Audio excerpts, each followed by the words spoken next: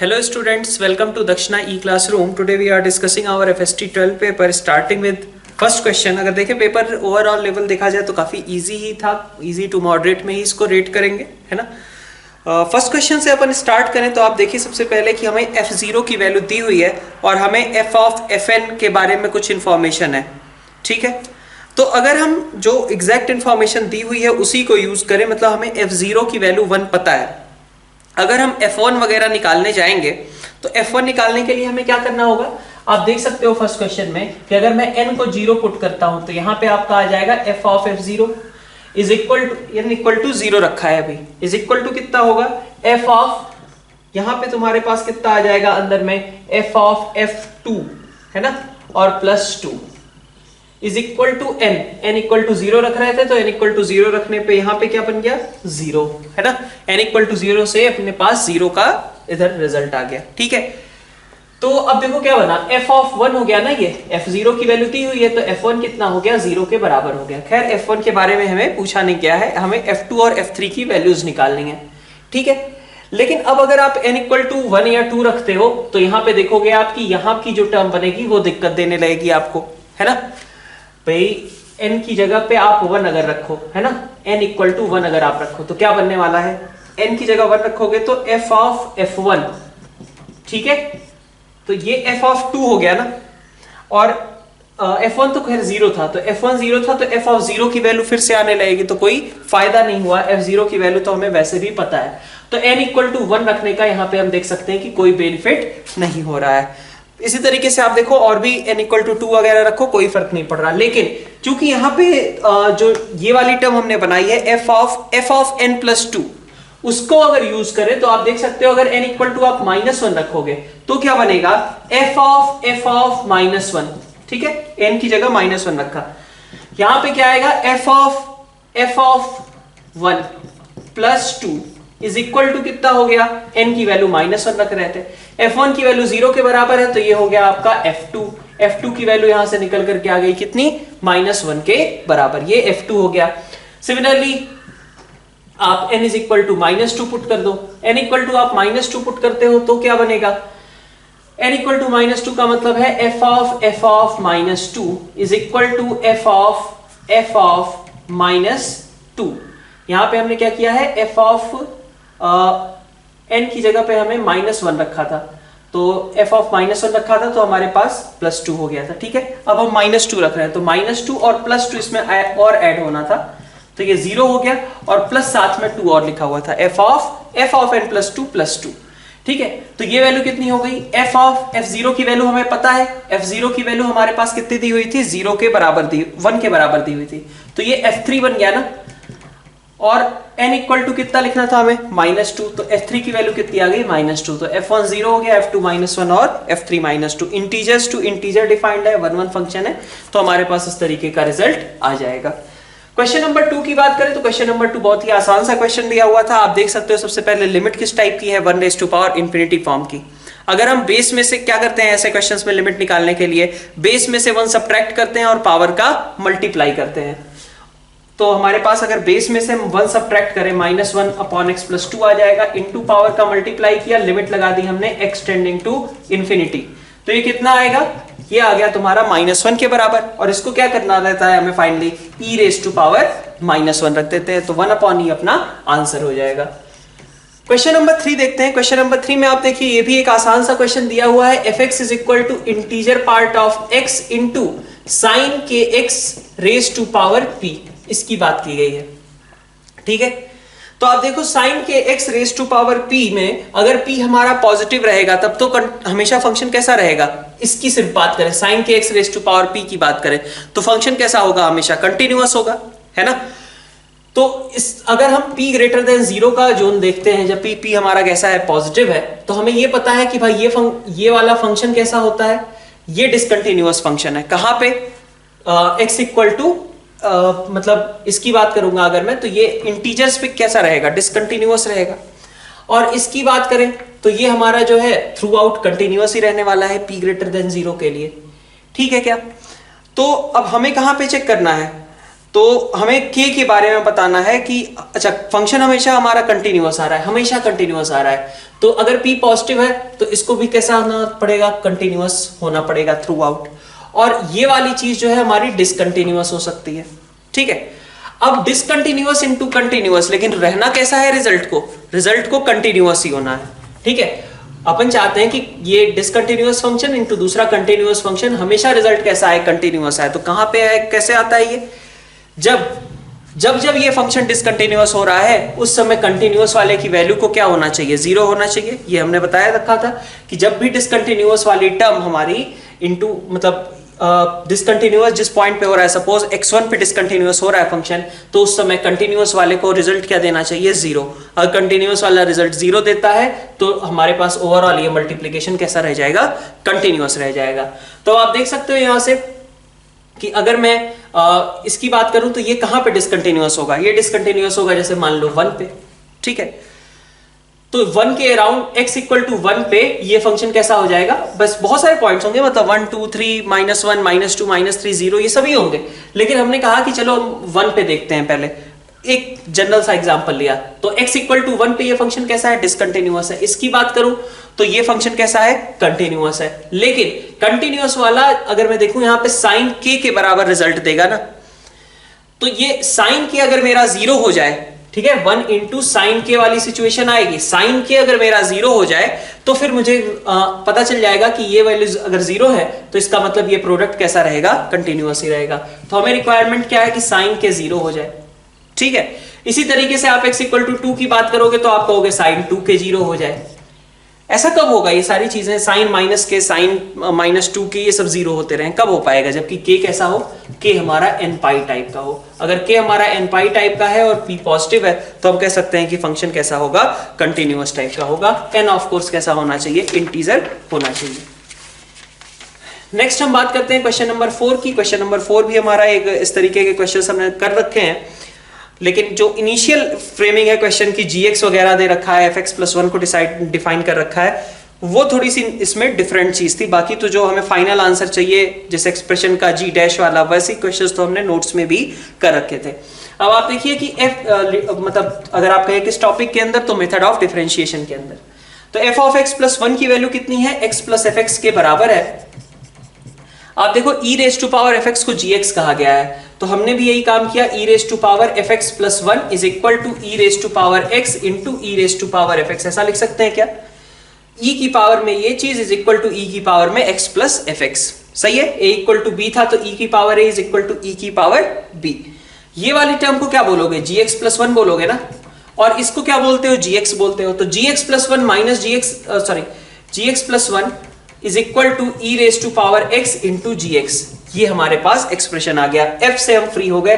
हमें अब क्या चाहिए, हमें फाइनल आंसर अपना चाहिए था g डैश और g डैश के टर्म्स में, ठीक है। अब आप देखो g डैश जो लिखा हुआ है उसी का नीचे एक्सप्रेशन g में भी लिखा है, मतलब g dash x upon gx type की चीज है। तो g dash x upon gx type की चीज कैसे आती है, जब हम लॉग लेते हैं, और लॉग जब लेंगे तो हमारे पास क्या बनेगा, ln over gx+1 is equal to x plus ln g ऑफ x, ठीक है। आप इसको इस साइड लेते आइए, ln gx+1, बल्कि डिफरेंशिएट ही पहले कर लेते हैं, g डैश x+1 आ जाएगा अपॉन gx+1 आ जाएगा, माइनस इधर से g dash x upon gx आ जाएगा, इज इक्वल टू वैल्यू कितनी हो जाएगी, 1, ठीक है।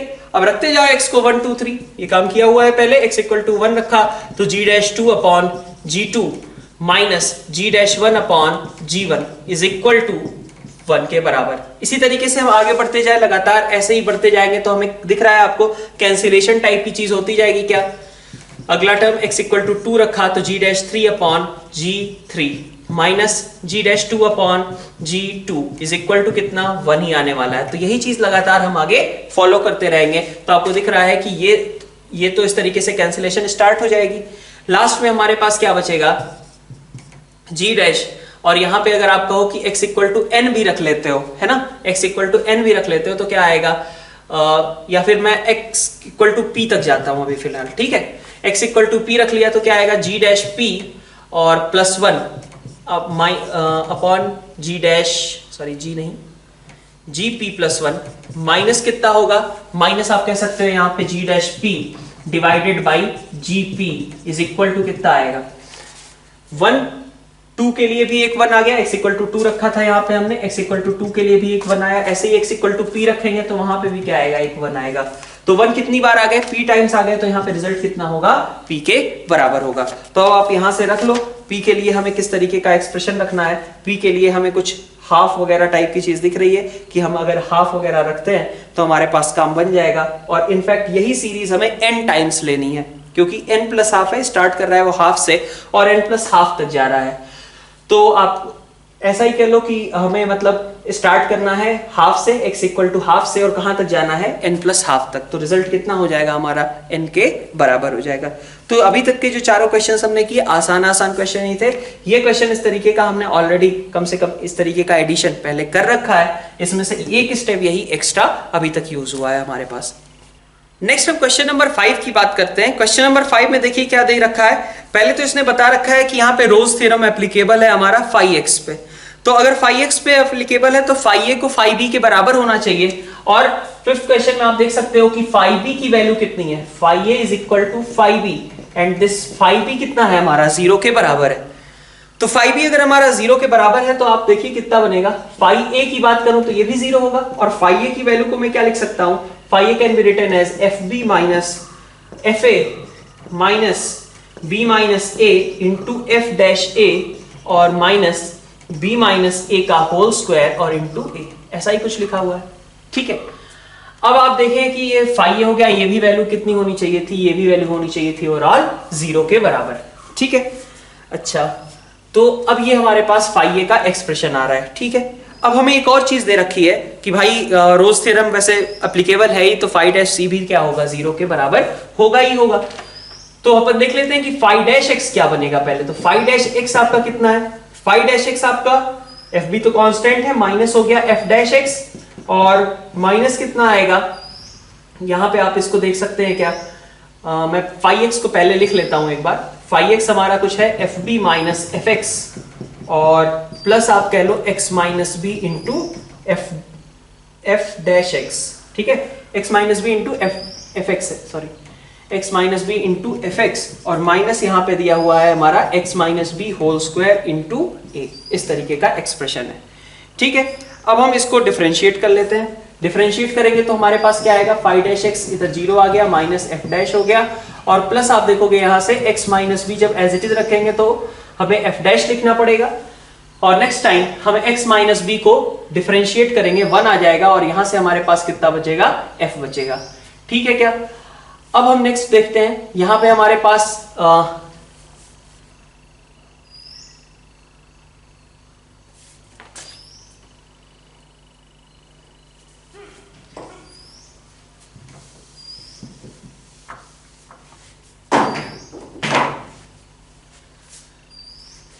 चूंकि यहां पे देखो रोज थ्योरम तो हमें पहले ही पता है क्या है कि रोज थ्योरम हमारा एप्लीकेबल है, तो हम क्या करें, डिफरेंशिएट कर लें और फाई डैश सी को ऑफ कोर्स 0 करेंगे। तो फाई एक्स क्या था हमारा, फाई एक्स था हमारा f b minus f x minus b minus a into F dash x. ठीक है, बी माइनस एक्स था यहाँ पे, b minus x f dash x, और लास्ट टर्म थी हमारे पास minus b minus x whole square into a, ऐसा कुछ। ठीक है, मैं एक काम करता हूं, इस माइनस को हटा करके यहां पे लिख लेता हूं plus X minus B into F dash x, और डिफरेंशिएट करता हूं। तो फाई डैश कितना आएगा, फाई डैश एक्स हमारा कितना होगा, 0 माइनस एफ डैश, प्लस आप देखो यहां से एक्स माइनस बी को एज इट इज रखा, एफ डबल डैश एक्स। ठीक है, और प्लस कितना हो जाएगा, प्लस एक्स माइनस बी का डिफरेंशिएशन 1, और एफ डैश एक्स हमारा रह गया। माइनस की बात करें, अच्छा इसको b माइनस एक्स का होल स्क्वायर लिखें या x माइनस बी का होल स्क्वायर लिखें, कोई फर्क तो पड़ता नहीं है। तो -2 into x minus B into a, ये हमारे पास एक्सप्रेशन बन जाएगा। ठीक है, अगर ये बात ठीक है तो यहां से हम क्या बोल सकते हैं कि फाई डैश सी की वैल्यू 0 थी। फाई डैश सी का मतलब हो गया कि भाई ये दोनों तो कैंसिल आउट हो गए, और बचा हमारे पास c minus B into f double dash c minus 2 into c minus B into a, यही बचा। ठीक है, अब यहां से हम क्या बोल सकते हैं, भाई c माइनस बी तो नॉन जीरो रहेगा। ठीक है, क्योंकि c b के बराबर तो नहीं है, c माइनस बी हमारा क्या होगा, नॉन जीरो रहेगा। तो इसका मतलब कि ये वैल्यू 0 के बराबर कैसे आई होगी, F double dash C, F double dash C. ठीक है, माइनस का 2 into A is equal to 0। That means कि ए की वैल्यू कितनी हो गई, half F double dash C के बराबर हो गई। ठीक है, तो हम यही ए की वैल्यू यहाँ पे सब्स्टिट्यूट कर दें तो फाई ए का एक्सप्रेशन हमारा बन जाएगा, और फाई ए भी एनीवे कितना था, 0 के बराबर ही था। तो यहां से आप देख लो, नेक्स्ट हम फिर से इस वाले स्टेटमेंट को यूज कर रहे हैं। क्या बन रहा है हमारा, f b minus f a minus b minus a f dash a minus b minus a whole square into a की जगह पे कितना आ गया, half F double dash c, ये वैल्यू 0 के बराबर है। यहां से आप देखो एफ बी को बाकी टर्म्स के एक्सप्रेशन के साथ कंपेयर करके आप देख सकते हो कि लेमडा क्या आएगा। ठीक है, नेक्स्ट स्टार्ट करते हैं हम क्वेश्चन नंबर 6। क्वेश्चन नंबर 6 में आपके पास हमें कुछ इंफॉर्मेशन दे रखी हैं कि एफ डैश एक्स पॉजिटिव है, F double dash X positive है, और ए बी सी हमारे पास y is equal to F X पे लाई करते हैं, alpha less than beta less than gamma. तो सबसे पहले मैं बी और डी ऑप्शंस की बात कर लेता हूं। कॉन्केविटी वाला रिजल्ट ही लिखा हुआ है वहां पे। अगर हमारा कर्व कैसा था, कॉन्केव अपवर्ड्स था। ठीक है, तो हम ये बोलते थे ना कि अगर हम इस तरीके का दे रखा है एफ अल्फा और एफ बीटा, ठीक है, इस पॉइंट को लिया अल्फा कॉमा एफ अल्फा, इस पॉइंट को लिया मान low beta comma F beta. ठीक है, तो जो दोनों का मिड पॉइंट आएगा, मिड पॉइंट का कोऑर्डिनेट क्या होगा, मिड पॉइंट का कोऑर्डिनेट होता है alpha plus beta by 2 F alpha plus F beta by 2। ठीक है, और अगर हम इसी के करस्पॉन्डिंग नीचे देखें, ठीक, तो यहां पे alpha plus beta by 2 F of alpha plus beta by 2। तो आपको एक चीज दिख जाएगी कि हमारे पास ये वाला जो वैल्यू है y कोऑर्डिनेट, वो इस वाली y कोऑर्डिनेट से ऊपर ही लाई करेगा। इसलिए हम बोल सकते हैं कि f of alpha plus f of beta by 2 is greater than f of alpha plus beta by 2। तो यहां तक तो कोई दिक्कत नहीं थी, यहां पर तो हमें ऑप्शन बी साफ साफ पता चल गया कि करेक्ट है। अब बाकी हम ऑप्शंस की बात करते हैं ए और सी की। तो अब आप देखिए ए और सी में अगर आप देखें, चाहे ए की बात करें चाहे सी की बात करें, हम इस तरीके के क्वेश्चंस में क्या करते हैं, इस तरीके के क्वेश्चंस में अपन सिमेट्रिक टाइप का बनाते हैं कि इनइक्वालिटी के दोनों साइड जो है सिमेट्रिक टाइप के टर्म्स सबसे पहले बन जाए। तो आप देखो वहां पे क्या बनेगा, आप F beta by beta is greater than F alpha by alpha लिख सकते हो क्या, ये बात ठीक है, F beta by beta is greater than F alpha by alpha. तो अब क्या करते हैं हम, इसके अकॉर्डिंग हम एक नया फंक्शन मान लेते हैं, मैं यहीं पे मान लेता हूं H X is equal to F X by X.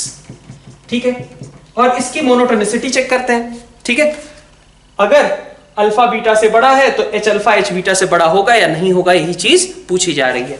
ठीक है, तो एच एक्स का हम मोनोटोनिसिटी चेक करते हैं। अब एच डैश एक्स की वैल्यू कितनी आई, एच डैश एक्स हो गया हमारा, सबसे पहले न्यूमरेटर डिफरेंशिएट हुआ F dash minus x into, आप नेक्स्ट टाइम आप क्या करोगे, एफ डैश यहां पर डिफरेंशिएट किया था मैंने, इंटू एक्स करना पड़ेगा। ठीक है, माइनस डिनोमिनेटर का differentiation, numerator as it is divided by X square. ठीक है, तो एक्स स्क्वायर तो चलो कैसा है, पॉजिटिव है ही। एक्स भी हमारा कैसा है, एक्स भी हमारा पॉजिटिव है, क्योंकि हम अल्फा बीटा गामा का कंपैरिजन कर रहे हैं और वो थ्रू आउट कैसे हैं, पॉजिटिव ही हैं। अल्फा बीटा गामा तीनों ही कैसे हैं, पॉजिटिव ही हैं। तो आप देख सकते हो यहां से कि हमारे पास एक्स हमने अलग कर लिया, तो हमारे पास बच रहा है F dash minus F by x, और नीचे एक एक्स स्क्वायर था, उससे भी कोई दिक्कत नहीं, उसको भी मैंने ऐसा ही लिख लिया। ठीक है क्या, अच्छा, ये एक्सप्रेशन हमारा आ गया F dash minus F by X. ठीक है, अपन चाहें तो इसको ऐसे भी लिख सकते हैं, चूंकि हमें एफ डैश के बारे में भी पता है, तो अपन ऐसा भी चाहें तो लिख सकते थे। एफ डैश भी हटा लें अगर, तो एफ डैश आप हटाने का ट्राई करोगे, ये बन जाएगा, और इधर बचेगा x minus F upon F dash. इससे बेनिफिट क्या मिला हमें, इससे बेनिफिट मिला, चलो एक्स स्क्वायर तो हमारा वैसे भी हट सकता है, पॉजिटिव ही है, कोई दिक्कत नहीं। हमें एच डैश एक्स का साइन ही पता करना था, ये तो पॉजिटिव ही है, ये कैसा है, एफ डैश पॉजिटिव ही है। यहां पे हमारा एक्स अलग हो गया और एफ अपॉन एफ डैश अलग हो गया। लास्ट टाइम जैसे हमने इसको एक्स को कॉमन लेकर के अगर करने का ट्राई किया था, वहां पे दिक्कत क्या हो रही थी कि एक्स और एफ दोनों एक साथ रह रहे थे, तो जब हम डिफरेंशिएट करते तो फिर दोनों एक साथ रहते, तो इसलिए हमें थोड़ी सी दिक्कत आती। तो हमने क्या किया, इसीलिए एफ डैश को कॉमन लिया, एक्स हमारा सेपरेट हो गया, एफ और एफ डैश अपने अलग हो गए। तो अब देखो हमें इसका साइन चेक करना है कि x minus F upon F dash किस तरीके से बिहेव करेगा। आप मान लेते हैं, हम gx मान लेते हैं इसको, x minus F upon F dash, इसको gx मान लेते हैं। ठीक है, डिफरेंशिएट कर दीजिए, g डैश 1 आ जाएगा, और क्या बचेगा, यहाँ पे हमारे पास f अपॉन एफ डैश है, इसको अगर मैं डिफरेंशिएट करता हूं तो देखो क्या आएगा, एफ डैश का होल स्क्वायर नीचे बचेगा, ऊपर क्या होगा, एफ डैश का स्क्वायर, और माइनस कर देंगे हम f into f double dash, यहां से वैल्यू कितनी आ गई, F into f double dash divided by F dash का स्क्वायर। ठीक है, ये हमारे पास आ गया। अब आप देखो एफ कैसा था, पॉजिटिव था। ठीक है, एफ कैसा है, पॉजिटिव है। क्यों पॉजिटिव है, क्योंकि हम पॉजिटिव वैल्यूज के लिए बात कर रहे हैं। और एफ डैश कैसा था, पॉजिटिव था। एफ एक्स हमारा एफ 0 है, एफ डैश हमारा कैसा है, पॉजिटिव है। तो अल्फा बीटा गामा पे जब हम बात करेंगे तो ये एफ कैसा रहेगा, पॉजिटिव ही रहेगा। एफ डबल डैश भी कैसा है, पॉजिटिव ही रहेगा। और ये तो कैसा है, पॉजिटिव ही है। तो इसका मतलब जी डैश एक्स हमारा कैसी क्वांटिटी है, पॉजिटिव क्वांटिटी है। अगर जी डैश एक्स मेरी पॉजिटिव क्वांटिटी है तो एक स्टेप और हम यहाँ पे ऐड कर लें। जी डैश एक्स अगर मेरी पॉजिटिव क्वांटिटी है, ठीक है, तो इसका मतलब जी एक्स कैसा था, इंक्रीजिंग था। और जी एक्स अगर इंक्रीजिंग था तो जी एक्स कैसा होगा, जी जीरो से हमेशा बड़ा होगा। यहां से हमें क्या पता चला, ये पॉजिटिव है, so g dash x is positive, that means कि जी एक्स इज इंक्रीजिंग। और जी एक्स कैसा होगा हमारा, जी जीरो से बड़ा होगा। जी जीरो की बात करते हैं। जी जीरो में देखो क्या आएगा, जी जीरो में आएगा जीरो माइनस, ठीक है, F zero upon F dash zero, F zero upon F dash zero. और एफ जीरो के बारे में हमें पता है, एफ जीरो कितना था, जीरो के बराबर ही था। तो जी एक्स की बात करें तो जी एक्स हमारा कैसा है, पॉजिटिव है ना। अब जी एक्स अगर पॉजिटिव है तो देखो क्या हुआ, जी एक्स पॉजिटिव है मतलब ये वाला एक्सप्रेशन कैसा हो गया, पॉजिटिव हो गया। ये एक्सप्रेशन पॉजिटिव होने का मतलब एच डैश एक्स कैसा है, पॉजिटिव है। जी एक्स पॉजिटिव था, दैट मींस कि एच डैश एक्स कैसा है, पॉजिटिव है। और इसलिए एच एक्स कैसा होगा, एच एक्स हमारा इंक्रीजिंग फंक्शन होगा। और यहां से आपकी बात बन जाएगी कि एच एक्स हमारा अगर इंक्रीजिंग है तो हमारा बीटा बड़ा था, तो H beta will be greater than H alpha. इसमें तो कोई दिक्कत नहीं होनी चाहिए, ठीक है। और इसी तरीके से आप alpha plus beta minus gamma के साथ आप गामा को कंपेयर करके ऑप्शन सी भी निकाल सकते हैं। भाई गामा ऑफ कोर्स छोटा होगा, gamma plus beta minus alpha कैसा होगा, बड़ा होगा। क्यों, क्योंकि बीटा माइनस अल्फा हमारा कैसा था, पॉजिटिव साइन था। तो अब आप यहीं से सीधा कंपेयर कर सकते हो, क्योंकि हमें एच एक्स की मोनोटोनिसिटी के बारे में पता चल चुका है। और इसलिए अपना ऑप्शन ए, बी और सी तीनों ही करेक्ट है। यहाँ पे क्वेश्चन नंबर 7 की बात करते हैं। क्वेश्चन नंबर 7 में भी हमारे पास इस तरीके का क्वेश्चन, मैंने अलग से भी कुछ क्वेश्चंस कराए थे, उनमें आपने एप्लीकेशन ऑफ डेरिवेटिव्स टाइप में देख रखा होगा, या फिर आप देखोगे कि डेफिनेट इंटीग्रेशन वगैरह में भी इस तरीके की चीजें आपको दिख सकती हैं। डेफिनेट इंटीग्रेशन जैसा साइन तो यूज किया है, बट उसका कोई यूज नहीं है। मेनली यूज किसका है, लेबनीज थ्योरम का है, न्यूटन लेबनीज का। तो क्वेश्चन नंबर 7 में आप देखिए, क्वेश्चन नंबर 7 में क्या दिया हुआ है, एफ डैश एक्स निकालना पड़ेगा हमें, क्योंकि हमें इंक्रीजिंग डिक्रीजिंग के बारे में पता करना है। एफ डैश एक्स की वैल्यू कितनी होगी, 5ln1 plus x square minus 10x tan inverse x और प्लस 16 और साइन x। यही हमारे पास एक्सप्रेशन हो जाएगा एफ डैश का, ठीक है, इसमें कोई दिक्कत। अगर ये सही है तो हम इसके बाद डायरेक्टली क्या इसका साइन कमेंट कर पाएंगे क्या, कि इसका साइन किस तरीके का होगा, पॉजिटिव या नेगेटिव, हम डायरेक्टली नहीं बता पाएंगे कि ये एक्सप्रेशन कैसा है, पॉजिटिव है या नेगेटिव है। तो अपन क्या करेंगे, अपन फिर इसको फिर से डिफरेंशिएट करेंगे, तभी हम इसके इंक्रीजिंग डिक्रीजिंग पे बात कर पाएंगे। जैसा हमारा लास्ट क्वेश्चन था, बिल्कुल लगभग उसी तरीके का है। अब आप देखिए कि एफ डबल डैश एक्स की बात करेंगे, आप कितना आएगा, यहाँ पे 5 into 2x upon 1 plus x square बन गया, माइनस 10 इंटू x के साथ क्या आएगा, x के साथ आपका 1 प्लस एक्स स्क्वायर डिनोमिनेटर में, और प्लस कितना हो जाएगा tan इनवर्स x और प्लस 16 cos x। ये आपकी टर्म बन गई। 10x upon 1 plus x square, 10x upon 1 plus x square cancel out हो गया, हमारा बचा minus 10 tan inverse x plus 16 cos x। ये बात ठीक थी। अगर ये एक्सप्रेशन हमारा करेक्ट है तो एफ डबल डैश एक्स के बेसिस पे हम आगे क्या कमेंट कर सकते हैं, आगे हमें एफ डबल डैश एक्स, अभी भी हमें दिख रहा है कि एफ डबल डैश एक्स के बेसिस पे डायरेक्टली कोई कमेंट नहीं किया जा सकता, क्योंकि ये पता नहीं कहां से कहां तक जाएगा। हमने एक बार और डिफरेंशिएट किया, जैसे ही एक बार आप और डिफरेंशिएट करते हैं तो ये बनिया minus 10 upon 1 plus x square minus 16 sine x. अब ध्यान से देखो x कहां से कहां तक के बारे में पूछा गया है। x के लिए हर ऑप्शन 0 से 1 के बीच में है। अगर x हमारा 0 से 1 के बीच है तो साइन x कैसा होगा, 0 से 1 के बीच पॉजिटिव ही होगा। तो ये एक्सप्रेशन नेगेटिव, ये एक्सप्रेशन नेगेटिव, हमें पता चल गया कि एफ डबल ट्रिपल डैश कैसा है, नेगेटिव है, ठीक है। एफ ट्रिपल डैश अगर नेगेटिव है मेरा, तो इसका मतलब एफ डबल डैश कैसा होगा, डिक्रीजिंग होगा। और एफ डबल डैश अगर डिक्रीजिंग है तो मैं कह सकता हूं कि एफ डबल डैश एक्स की मैक्सिमम वैल्यू कहां पे आएगी, एफ डबल डैश 0, और यहां पे क्या होगा, एफ डबल डैश 1। कह सकते हैं एफ ट्रिपल डैश नेगेटिव था तो एफ डबल डैश डिक्रीजिंग है, इसलिए एफ डबल डैश की मैक्सिमम वैल्यू कहां पे क्रिएट होगी, 0 पे, मिनिमम वैल्यू कहां पे क्रिएट होगी, 1 पे। अब हम देखते हैं एफ डबल डैश 0 कितना आएगा। एफ डबल डैश 0 की बात करो कितना है, 16 माइनस 10 है ना, तो ये कैसा है 6 वगैरह आ रहा है। एफ डबल डैश एक्स की इधर से देखें वैल्यू कितनी आ रही है, एफ डबल डैश 1 की देखें तो एफ डबल डैश 1 कितना आएगा 16 cos 1 माइनस 10 इंटू, ये तो फिक्स है 10 इंटू पाई बाई 4। तो आप देखो 16 cos 1 माइनस और यहां से 10 पाई बाई 4, ठीक है। अब cos 1 कैसा होगा, cos 1 हाफ से ज्यादा होगा ना, cos पाई बाई 3 से बड़ा होगा cos 1, तो ये हाफ से ज्यादा है मतलब ये क्वांटिटी 8 से ज्यादा है, ये क्वांटिटी 8 से कम है, तो ऑफ कोर्स ये वैल्यू कैसी है पॉजिटिव, और इसलिए हम बोल सकते हैं कि एफ डबल डैश एक्स कैसा था, पॉजिटिव था, ठीक है। अब क्वेश्चन में कुछ नहीं है, एफ डबल डैश एक्स अगर पॉजिटिव है तो इसका मतलब कि एफ डैश एक्स कैसा होगा, इंक्रीजिंग होगा, एफ डैश एक्स हमारा इंक्रीजिंग होगा, और एफ डैश एक्स इंक्रीजिंग है, इस बात का मतलब क्या हुआ कि एफ डैश एक्स कहां से कहां के बीच लाई करेगा, मैक्सिमम वैल्यू होगी इसकी 1 पे, मिनिमम वैल्यू होगी इसकी 0 पे, ठीक है। एफ डैश हमने लिख रखा था, 0 पे वैल्यू देख लेते हैं, 0 पे वैल्यू कितनी आ रही है, ये भी 0, ये भी 0, ये भी 0, तो इससे पता चला कि एफ डैश एक्स कैसा है हमारा, पॉजिटिव है। एफ डैश एक्स पॉजिटिव है तो इसका मतलब एफ एक्स इंक्रीजिंग है, और अगर एफ एक्स इंक्रीजिंग है तो हम क्या बोल सकते हैं, एफ एक्स अगर हमारा इंक्रीजिंग है तो एफ एक्स की वैल्यू भी कैसी होगी, f0 से बड़ी ही होगी, और f0 कितना है, 0 के बराबर। क्यों, क्योंकि फिर f0 का एक्सप्रेशन देखो क्या बनेगा, ऊपर वाली लिमिट भी 0 हो गई, नीचे वाली लिमिट 0 थी, तो इसका मतलब कि f एक्स हमारा हमेशा कैसा क्वांटिटी है, पॉजिटिव क्वांटिटी है। और यहां से आप कह सकते हो कि ए, सी और डी हमारे पास किस तरीके के एक्सप्रेशन आ जाएंगे, मतलब करेक्ट हमारे पास आंसर्स हो जाएंगे। फिर क्वेश्चन नंबर 8 देखते हैं। क्वेश्चन नंबर 8 बहुत ही आसान सा क्वेश्चन दिया हुआ है, equation of diagonal of the squares found by the pair of lines. तो पहले वाले की अगर फैक्टराइजेशन करो तो आपको साफ दिख रहा है x minus 3 into Y plus 4 equal to 0, और दूसरे वाले के फैक्टराइजेशन करो तो x plus 4 into Y minus 3 is equal to 0, बस इतना ही है, ठीक है। अब इसको आप मार्क कर दीजिए, ठीक है।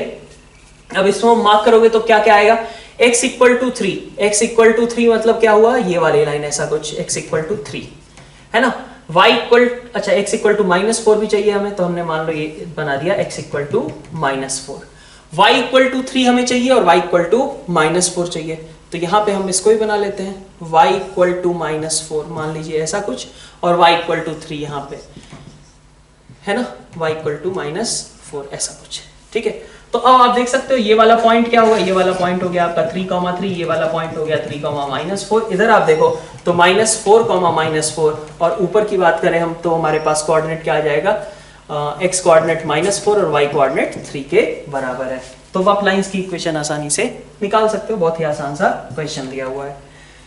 फिर हम क्वेश्चन नंबर 9 की बात करते हैं। क्वेश्चन नंबर 9 में भी बहुत आसान का क्वेश्चन है। इसमें कहा गया है कि सर्कल्स ऑफ कोर्स, दोनों सर्कल्स कैसे हैं, ओरिजिन से तो पास कर ही रहे हैं, और नेक्स्ट हमसे कहा जा रहा है कि इंटरसेक्ट करते हैं ओरिजिन पे और एक और पॉइंट जो कि कहां पे लाई करता है, which lie on line y is equal to x या y is equal to 2x, इसके बारे में बात करनी है। तो आप देखो यहाँ पे a और b हमारे पास डिस्टिंक्ट रियल नंबर्स है, खैर ठीक। अब हमारे पास अगर ये दो सर्कल्स इंटरसेक्ट करते हैं तो दो सर्कल्स कहां इंटरसेक्ट करते हैं, इनकी कॉमन रेडिकल एक्सिस पे, और वही कॉमन रेडिकल एक्सिस के बारे में इसीलिए पूछा भी गया है सी ऑप्शन में। तो रेडिकल एक्सिस कहां पे आती है, s1 minus s2 is equal to 0, s1 minus s2 आप निकाल लो, s1 माइनस s2 अगर आप निकालते हो तो आपके पास सीधा आ जाएगा यहां से y is equal to x, ठीक है। s1 minus s2 is equal to 0 हमारी रेडिकल एक्सिस हो गई, इसलिए हमारा ऑप्शन बी और ऑप्शन सी दोनों ही करेक्ट हो गया। अब ऑर्थोगोनैलिटी की बात कर लेते हैं, डी ऑप्शन जो है। ऑर्थोगोनैलिटी में देखिए आपके कितना आएगा, 2 into g1 g2 plus f1 f2 is equal to c1 plus c2। g1 g2 का मतलब कितना है, a square, sorry g1 g2 मतलब a इंटू किसकी बात करें हैं, दूसरी साइड से हमारे पास b है, तो ab plus ab is equal to कितना होगा, c1 plus c2। c1 c2 दोनों ही कितने थे, 0 थे, ठीक है। तो यहां से तो क्या आ गया आपका कि ab की वैल्यू कितनी आ रही है, 0 के बराबर आ रही है। तो ऐसा तभी केवल पॉसिबल हो पाएगा ऑर्थोगोनैलिटी जब ab इक्वल टू 0 हो। डी ऑप्शन अपना यहाँ पे रॉन्ग हो गया इसी वजह से। नेक्स्ट क्वेश्चन जो दिया हुआ है क्वेश्चन नंबर 10, इसेंट्रिक एंगल्स के बारे में कहा गया है कि दे डिफर बाय 90 डिग्री। तो जैसे एक पॉइंट हमने ले लिया a cos theta b sin theta, ये बात तो क्लियर है ना कि थीटा हमारा इधर या इधर का एंगल नहीं होता है, वो कहां से आता है, ऑक्सिलरी सर्कल से आता है हमारा थीटा, जो एक्सेंट्रिक एंगल होता है, ठीक है। तो खैर एक पॉइंट हमारे पास a cos theta b sin theta था, ठीक है। तो दूसरे के लिए एक्सेंट्रिक एंगल कितना होगा, एक का थीटा है तो दूसरा कितना, 90 प्लस थीटा। 90 प्लस थीटा होगा तो q के कोऑर्डिनेट क्या लिख सकते हो, a cos 90 plus theta b sin 90 plus theta, ये लिखोगे। तो अब यहां से हमारे पास एक्सप्रेशन क्या बन गया, माइनस ए साइन थीटा, और इधर आ गया हमारे पास बी कॉस थीटा। ये हमारे पास पी और क्यू के पॉइंट्स आ गए। अब हमें पूछा क्या गया है, एक तो पूछा है locus of point of intersection of tangents at P and Q, और दूसरी चीज क्या पूछी है, locus of mid point of P Q. तो पहले वही कर लेते हैं, C option, locus of mid point of P Q. तो एच हमारा क्या आएगा, मिड पॉइंट पी और क्यू का हम देख रहे हैं, ठीक है। तो आप देखो कि एच की वैल्यू कितनी हो जाएगी, एच को हम या फिर 2h हम ऐसा लिख सकते हैं ना, हम मिड पॉइंट का लोकस निकाल रहे हैं, तो 2h is equal to a cos theta minus sine theta, और 2k कितना हो जाएगा हमारा, b sine theta plus cos theta. ये बात ठीक है, ठीक है। तो हम यहां से क्या करें, यहां से अपन स्क्वायर कर लेते हैं, स्क्वायर करोगे तो कितना हो जाएगा, 4h square upon a square plus 4k square upon b square is equal to कितना होगा, यहां से वैल्यू आ जाएगी आपके 2 के बराबर, और इसलिए हमारा ऑप्शन बी जो है वो बिल्कुल करेक्ट है। अब हम सॉरी ऑप्शन सी जो है बिल्कुल करेक्ट, ऑप्शन बी ही था ये, सॉरी यहाँ पे मैंने गलती से सी लिख दिया, ये बी है, ठीक है। तो बी हमारा करेक्ट ऑप्शन है। फिर नेक्स्ट बात करते हैं locus of point of intersection of tangents. तो इन पे हम टेंजेंट्स की इक्वेशन लिखें, है ना। तो इंटरसेक्शन की अगर आपको याद होगा तो point of intersection of tangents हमने सीधा फॉर्मूला भी लिख रखा है उसका, कि θ1 और θ2 पे अगर हम टेंजेंट्स खींचते हैं तो वो किस पॉइंट पे जाके इंटरसेक्ट करेंगे। अगर आपको नहीं याद है तो कोई बात नहीं, यहाँ पे बहुत ज्यादा उसकी वजह से दिक्कत नहीं आएगी, लेकिन याद रखना हमारे लिए ऑफकोर्स बेनिफिशियल रहेगा। तो अपन ए सी ऑप्शन की बात करते हैं, ठीक है। हम डायरेक्ट फॉर्मूला नहीं यूज कर रहे हैं, फॉर्मूला अगर आपको यूज करना है तो आप डायरेक्ट नोट्स कंसल्ट कर लो, वहां से आप डायरेक्ट फॉर्मूला लिख सकते हो। दूसरा तरीका क्या हो सकता है, हम पॉइंट ऑफ इंटरसेक्शन निकालें। तो पॉइंट ऑफ इंटरसेक्शन निकालने के लिए अपन एक लाइन की इक्वेशन लिख लेते हैं, इस पे टेंजेंट की इक्वेशन क्या आएगी, पी पॉइंट पे वो होगी x by a cos theta plus y by b sine theta is equal to 1। और इसी तरीके से दूसरे वाले पॉइंट पे अगर हम बात करें तो यहाँ पे कितना होगा, यहाँ पे आपका आ जाएगा x, है ना, और ऊपर sine theta divided by A minus का, और प्लस y बाई बी, और यहाँ पे हो जाएगा आपका cos थीटा, ठीक है, इज इक्वल टू कितना हो गया, ये 1 के बराबर। अब आप यहाँ से पॉइंट ऑफ इंटरसेक्शन निकाल लो, आसान। पॉइंट ऑफ इंटरसेक्शन भी निकालने की वैसे जरूरत तो नहीं है, क्यों, क्योंकि हम इस कॉस और साइन ही चीजें दिख रही हैं, तो स्क्वायर करके ऐड भी कर लेंगे तो हमें कोई दिक्कत नहीं होगी। तो आप काम करो, 1 स्क्वायर कर दो प्लस 2 स्क्वायर कर दो। भाई एच के जो पॉइंट है वो इन दोनों को सेटिस्फाई करेगा ना, पॉइंट ऑफ इंटरसेक्शन। तो अगर एच के पॉइंट ऑफ इंटरसेक्शन इसको सेटिस्फाई करता है तो मैं ऐसा लिख सकता हूँ ना, यहाँ पे के, यहाँ पे भी के, और यहाँ पे एच, ठीक है। अब मैंने क्या किया, 1 स्क्वायर प्लस 2 स्क्वायर कर दिया। 1 स्क्वायर प्लस 2 स्क्वायर करोगे तो यहाँ से कितना बनेगा, H square by A square, यहाँ से क्या बनेगा, के स्क्वायर बाई बी स्क्वायर, और यहाँ से वैल्यू कितनी आ जाएगी, 2 के बराबर। तो ये भी हमारा आसान सा क्वेश्चन था, बहुत ज्यादा हमें फॉर्मूले को मिस नहीं करना पड़ा। अब वैसे फॉर्मूला याद रखो, उससे स्टेप्स तुम्हारे पास काफी कम हो जाएंगे, ठीक है। तो ये हमारा क्वेश्चन नंबर 10 था। क्वेश्चन नंबर नेक्स्ट हम सेक्शन 2 पे चलते हैं, जहां पे हमें इंटीजर टाइप क्वेश्चंस दे रखे हैं। अगर हम पहले क्वेश्चन की बात करें इंटीजर टाइप्स में, तो बहुत आसान सा क्वेश्चन है। क्या दिया हुआ है, ऐसा क्वेश्चन तुमने कर भी रखे हैं, अगर आप देखोगे तो यहाँ पे अल्फा प्लस बीटा, मान लिया मैंने, ये दोनों कॉमन रूट्स हैं, और गामा 1 की बात की गई है, और ये वैल्यू दी है -5, और गामा 2 के साथ यही कितना है हमारा -7, इतना ही दिया गया है। अब आप देखो इसके अलावा और क्या इंफॉर्मेशन हम यूज कर सकते हैं। इसके अलावा हमारे पास एक इंफॉर्मेशन है, पेयर वाइज प्रोडक्ट की बात करें तो दोनों जगह सेम दिख रहे हैं। अगर यहाँ पे आप देखो alpha beta plus beta gamma 1 plus alpha gamma 1, ये वैल्यू जो है ये भी p के बराबर है, और इसी चीज को हम ऐसे भी लिख सकते हैं, alpha beta plus beta gamma 2 plus alpha gamma 2। Pair wise product वहां भी कैसा है, बराबर है। अल्फा बीटा हमारे कैंसिल हो गए, हमारे पास एक्सप्रेशन क्या आया, alpha plus beta into gamma 1 और minus gamma 2 is equal to 0। तो ऑफकोर्स गामा 1 माइनस गामा 2 तो 0 है नहीं, क्योंकि गामा 1 और गामा 2 अलग अलग चीजें थी। तो अल्फा प्लस बीटा को क्या होना पड़ेगा, 0 के बराबर। अगर अल्फा प्लस बीटा 0 है तो गामा 1 खुद ही कितना हो गया, -5, गामा 2 खुद कितना हो गया, -7, तो ये सम कितना आ जाएगा हमारा, -12 के बराबर। फिर क्वेश्चन नंबर 2 की बात करें, ये भी एक आसान सा ही क्वेश्चन दिया हुआ है। अगर आप ज्योमेट्रिकली इसको रिप्रेजेंट कर लेते हो, 1,1 हमारा एक सेंटर है, और हम एक सर्कल बना रहे हैं जिसका रेडियस कितना होना चाहिए था, रेडियस होना चाहिए था इसका 2√2। तो 2√2 का मतलब क्या हुआ कि कुछ इस तरीके का सर्कल होगा, मान लिया मैंने, ठीक है, ऐसा कुछ सर्कल का जो रेडियस है वो कितना है, 2√2 के बराबर है ना। अब नेक्स्ट चीज हमसे क्या कही जा रही है, नेक्स्ट चीज हमसे कही जा रही है कि हमें मॉड ऑफ z की मैक्सिमम वैल्यू निकालनी है। तो मॉड ऑफ z की अगर हम बात करें तो मॉड ऑफ z मतलब ओरिजिन से, भाई z तो यही है ना, z इन्हीं सर्कल के सरकमफेरेंस पे लाई कर रहा है, ठीक है। z जो है वो कहां लाई कर रहा है, सर्कल के सरकमफेरेंस पे। तो आप देखो कि मॉड ऑफ z मैक्सिमम करने का मतलब क्या हुआ, ओरिजिन से सर्कल की डिस्टेंस मैक्सिमाइज करना है आपको।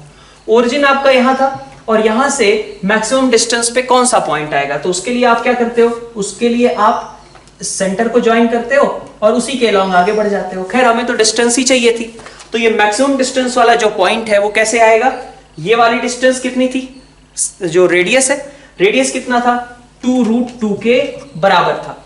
और सॉरी इधर था हमारा रेडियस 2√2 के बराबर, और इधर की डिस्टेंस की बात करूं मैं तो ये खुद कितनी है, 0 0 और 1 1 के बीच की डिस्टेंस मतलब √2।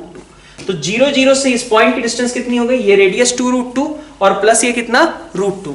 तो आंसर हमारा क्या करेक्ट होगा, 3√2 हमारा करेक्ट आंसर हो जाएगा।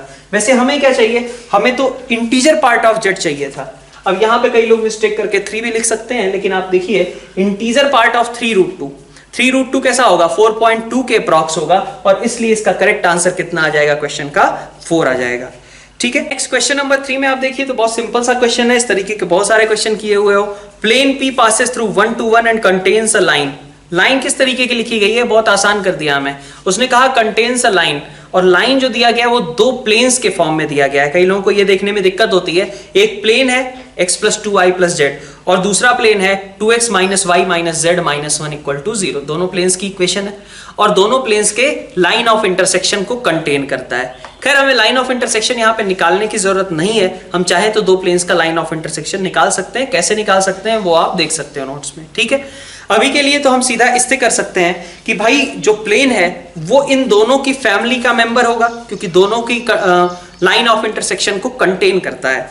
तो इसलिए हम बोल सकते हैं कि हमारे पास जो रिक्वायर्ड प्लेन है वो कुछ इस तरीके का होगा, P1 + λ P2 = 0। P1 हमारा कुछ है x + 2y + z और प्लस P2 हमारा कुछ है 2x - y - z - 1 = 0। इस फैमिली ऑफ प्लेन के लिए क्या बोला है उसने कि ये किस पॉइंट से पास करता है, 1 to 1 से। तो 1 to 1 से इसको पास करा दीजिए, कितना आएगा 4 और +2 6 + λ, यहां पे आ गया तुम्हारा 2 - 2 और -1।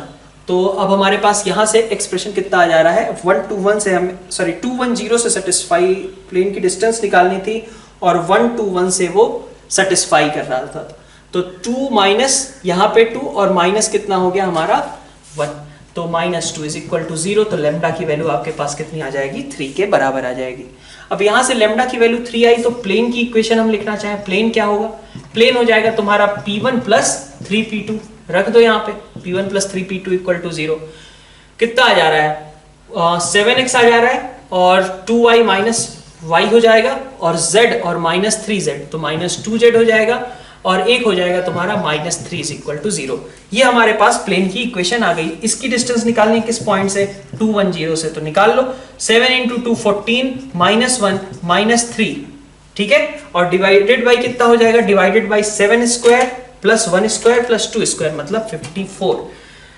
तो आप देखो यहां से कितना आ जा रहा है 10/√54। ये हमारी हो गई किसकी वैल्यू, ये हमारी d की वैल्यू आ गई, ठीक है, 10/√52। अब यहां से तुम 27d² निकालना है तुम्हें, तो 27 और d² का मतलब कितना हुआ 100/54, जो कि कितना हो जाएगा हमारा 50 के बराबर हो जाएगा।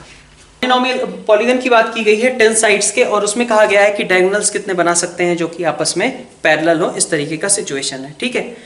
तो पेयर ऑफ डायगोनल्स की बात की गई है, तो कैसे होगा पेयर, जैसे देखो ये मैंने कुछ उसमें से वर्टाइसेस चूज करके यहाँ पे दिखा दिया है। एक ये सिचुएशन हो सकती है इस तरीके के पैरेलल डायगोनल्स हो, ऐसे हो सकते हैं, ठीक है। तो अब आप देखो P1 के सामने में वो बन रहे हैं, ठीक।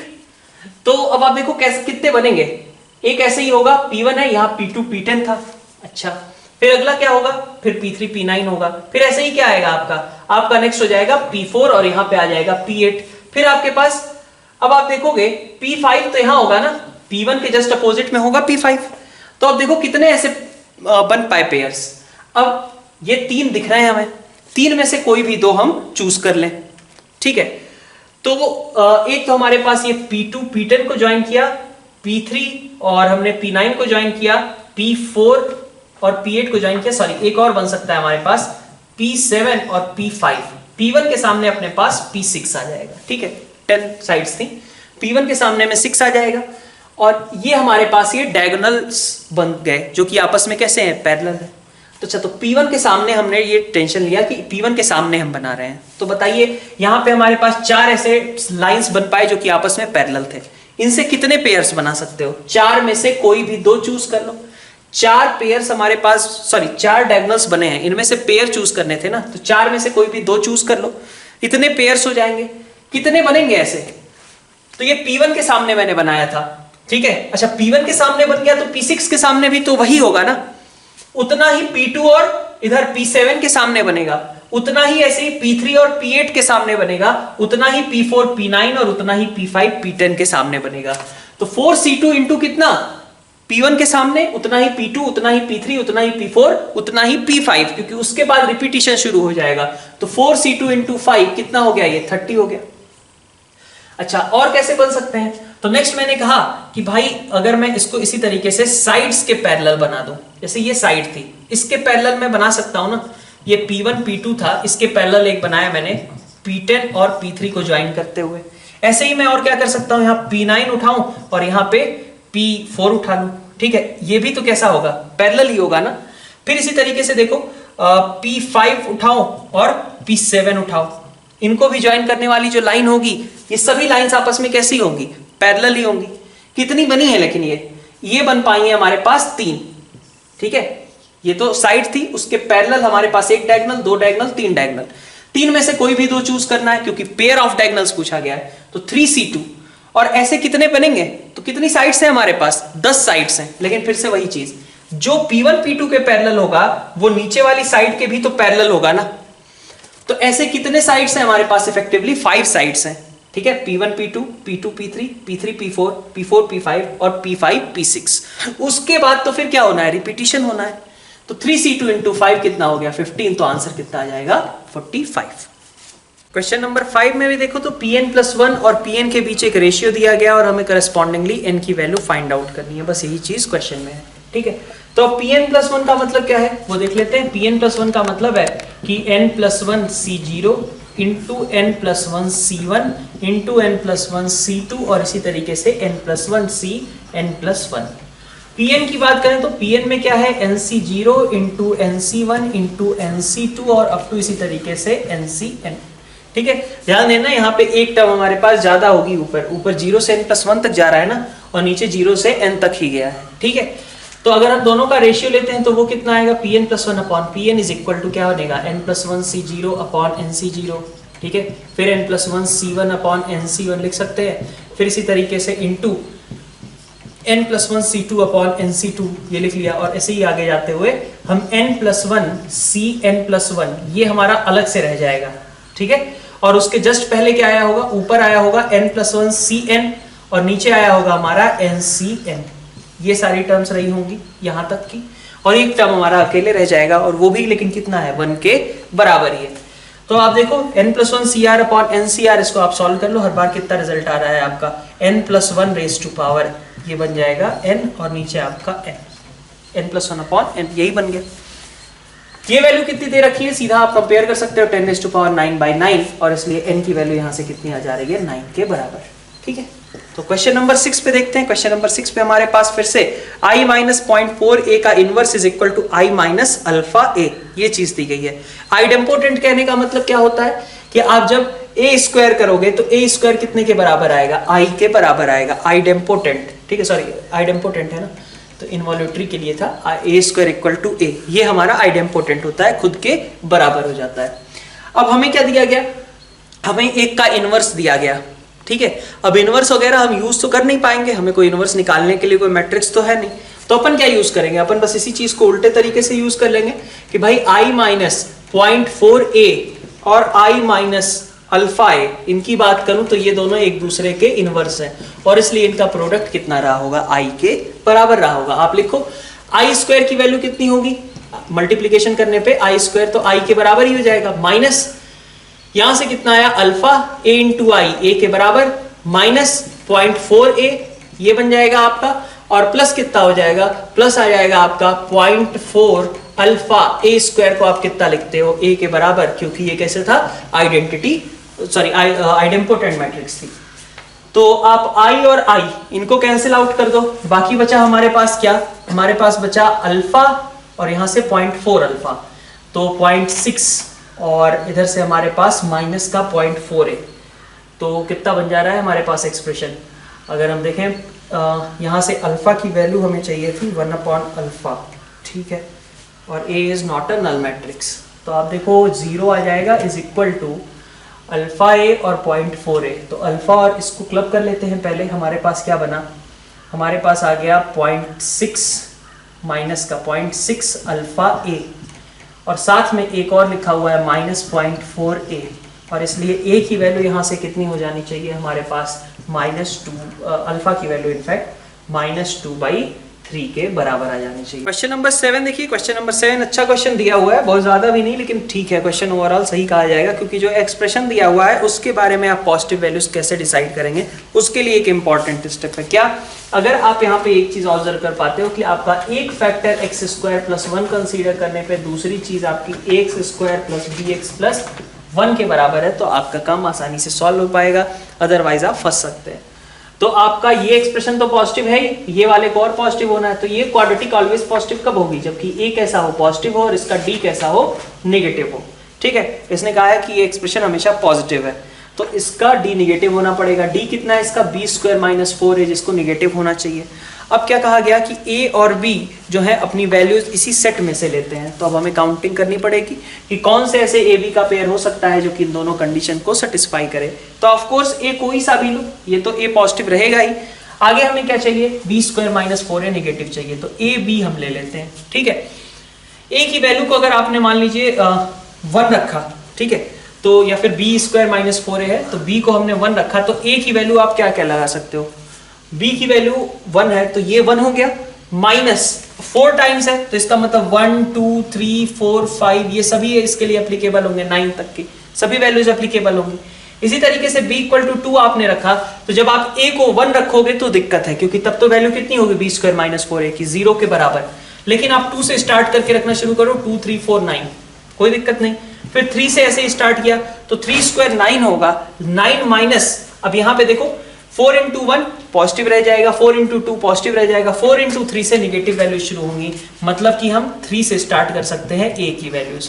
फिर इसी तरीके से 4 के लिए देखो तुम, तो 4 के लिए हम 4 भी नहीं यूज कर सकते इनफैक्ट, क्योंकि हमारे पास यहाँ पे क्या है, 16 है, -4 × 4 वो भी 0 के बराबर होगा, तो हम तो 5 से वैल्यूज लेंगे, 5 6 7 8 9, फिर 5 लिया तो 25 हो गया। यहाँ पे वैल्यूज क्या रखनी पड़ेगी, यहाँ की वैल्यूज आपकी 7 से स्टार्ट होंगी इस बार, 7 8 और 9, ठीक है। फिर इसी तरीके से 6 रखा, तो 36 माइनस यहाँ पे क्या कर सकते हो तुम, 9 अगर रखोगे तो भी वैल्यू कितनी आएगी, 0 के बराबर ही आएगी, मतलब कोई भी केस यहाँ पे नहीं हो सकता, मतलब ऐसा कोई भी यहाँ पे एग्जिस्ट नहीं करेगा, और ऑफ कोर्स आगे भी कोई भी ऐसा एग्जिस्ट नहीं करेगा। तो कितने हुए, 9 केसेस यहाँ पे, 8 केसेस यहाँ, 17 और प्लस यहाँ पे कितने हो गए, 7 24 और यहाँ पे 3 थे 27, और 27 के अलावा और यहाँ पे 5 6 7 8 और 9, मतलब टोटल हमारे पास 32 इस तरीके के केसेस बन गए।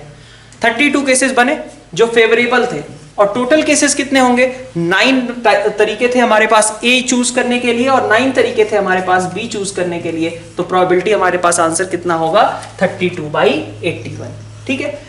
अब क्वेश्चन नंबर 8 देखते हैं। क्वेश्चन नंबर 8 में आप देखिए क्या कहा रखा है, A और B दो वेक्टर्स हैं जो कि परपेंडिकुलर हैं एक दूसरे के, A = 2 B = 3 और C × A = B दिया हुआ है। तो सबसे पहले इसी को यूज करते हैं, mod C mod A sin θ = mod B लिखा जा सकता है।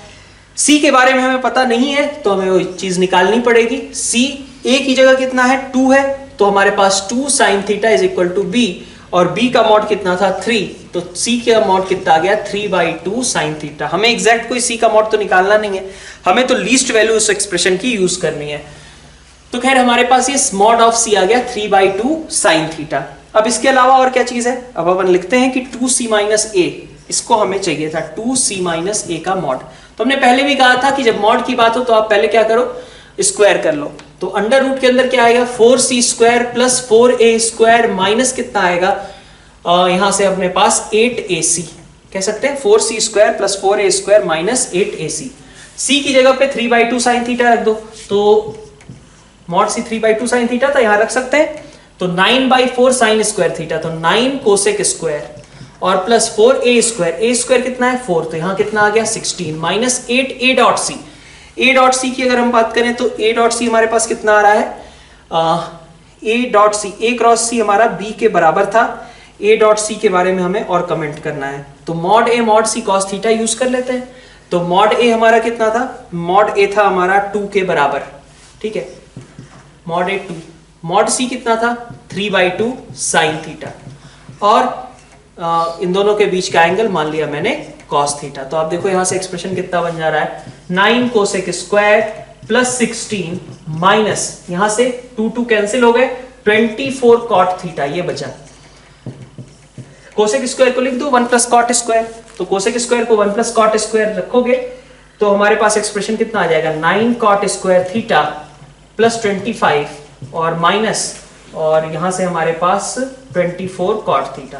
तो ये बन गया आपका अंडर रूट के अंदर 3 cot थीटा - 4 का होल स्क्वायर प्लस 25, यही बन गया। अब ये वैल्यू तो मिनिमम 0 होगी, ये कितना होगा 25 तो रहेगा ही, तो इसकी ओवरऑल वैल्यू कैसी हो गई, > 5।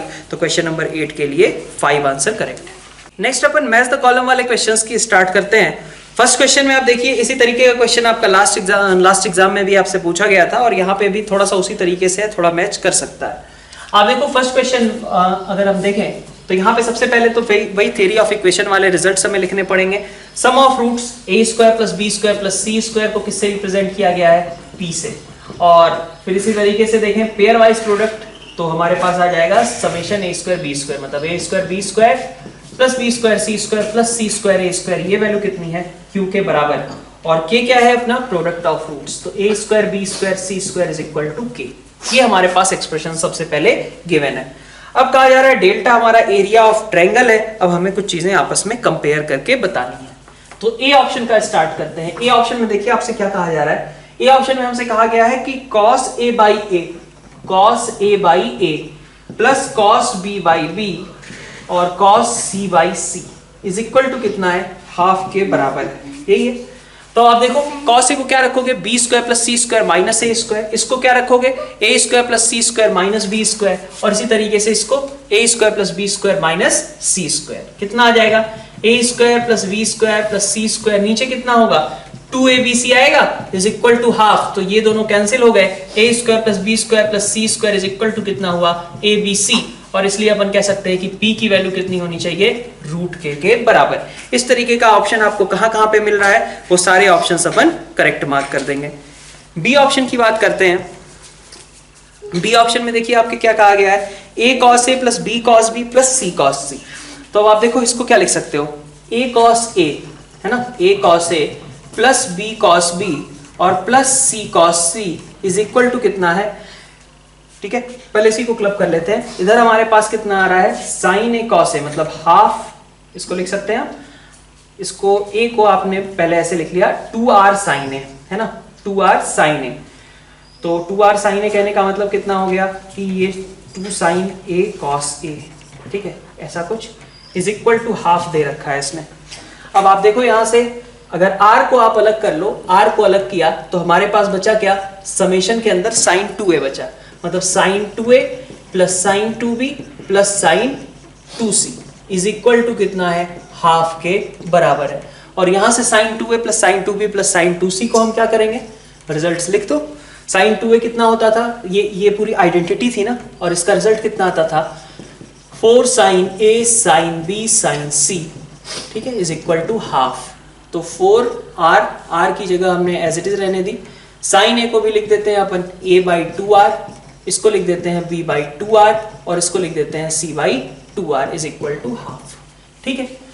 अब देखो 4 यहाँ पे 8, तो ये सब कट गए सब, है ना, ये सभी खत्म, और क्या बचा हमारे पास, और हमारे पास आ गया abc इज इक्वल टू, ठीक है, ये r³ था और यहां से ये, तो abc is equal to r², ऐसा बोल सकते हैं।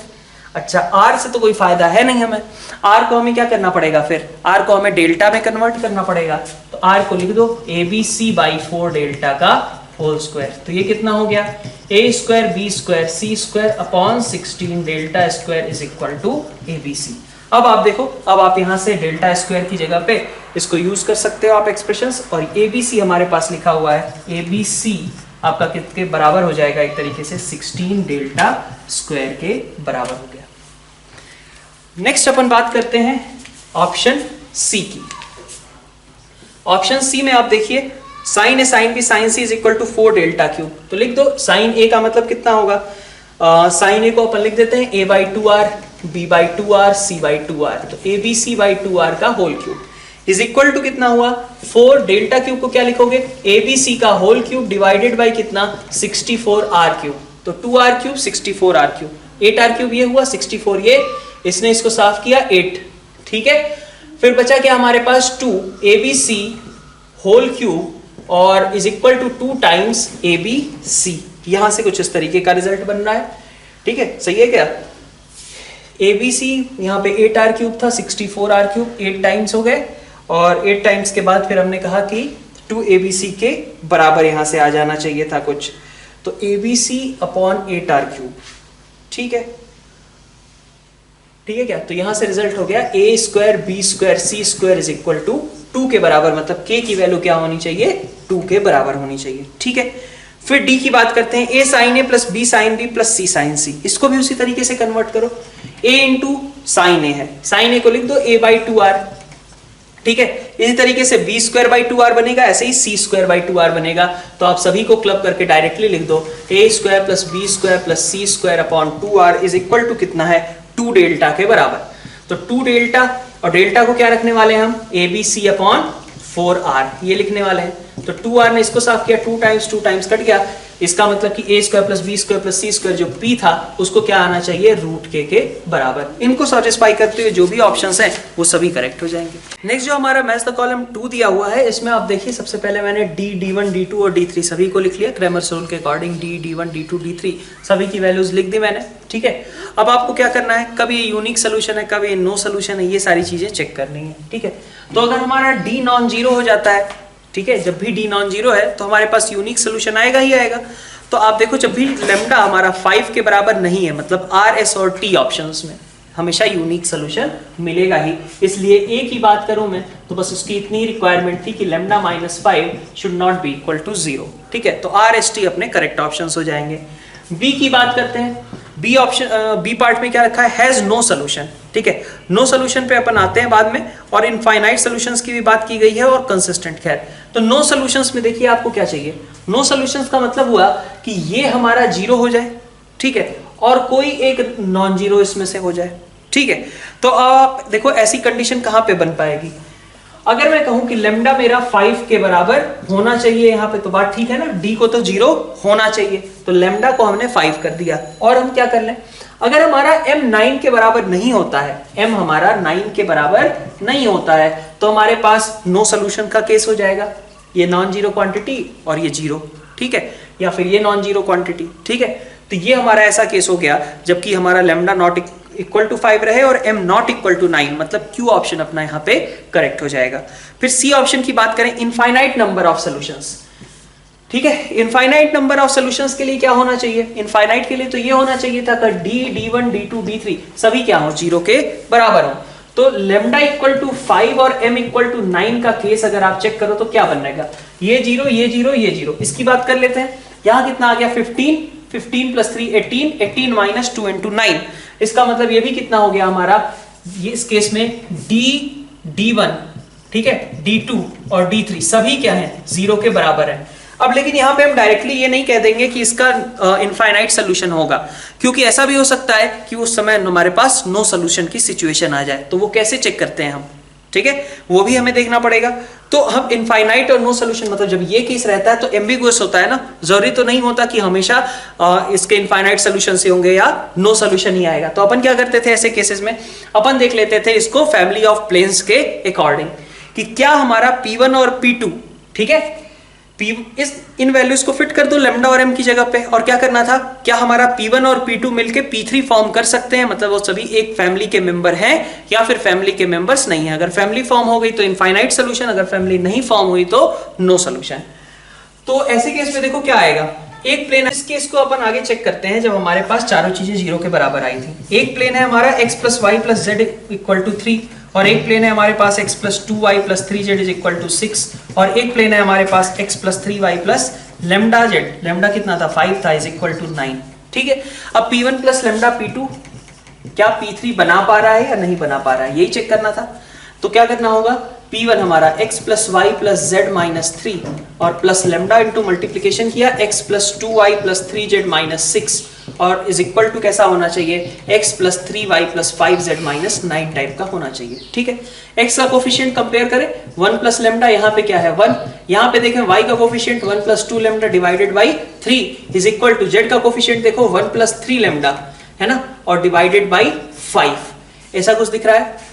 तो अपन अगर देखें लैम्डा की वैल्यू 2 अगर रखते हैं हम, ठीक है, 1 + लैम्डा, अच्छा 1 + 2 लैम्डा बाई 3, 1 + 3 लैम्डा बाई 5, और एक और कांस्टेंट पार्ट कंपेयर कर लो तो यहां से आ जा रहा है तुम्हारा -3 - 6 लैम्डा, और नीचे क्या है हमारा -9 है। ठीक है, तो आप यहां से कंपेयर कर लो, यहां से आपके पास लैम्डा की अगर एक यूनिक वैल्यू इसको सेटिस्फाई करते हुए मिल रही है, ठीक है, दो को आपस में कंपेयर किया, जो सोल्यूशन आया उसको थर्ड वाले से भी कंपेयर कर लो, फोर्थ वाले से भी कंपेयर कर दो, अगर चारों वैल्यूज आपस में बराबर आ जाती हैं तो ऑफ कोर्स एक ऐसा केस हो जाएगा, इनफाइनाइट सोल्यूशन का केस हो जाएगा।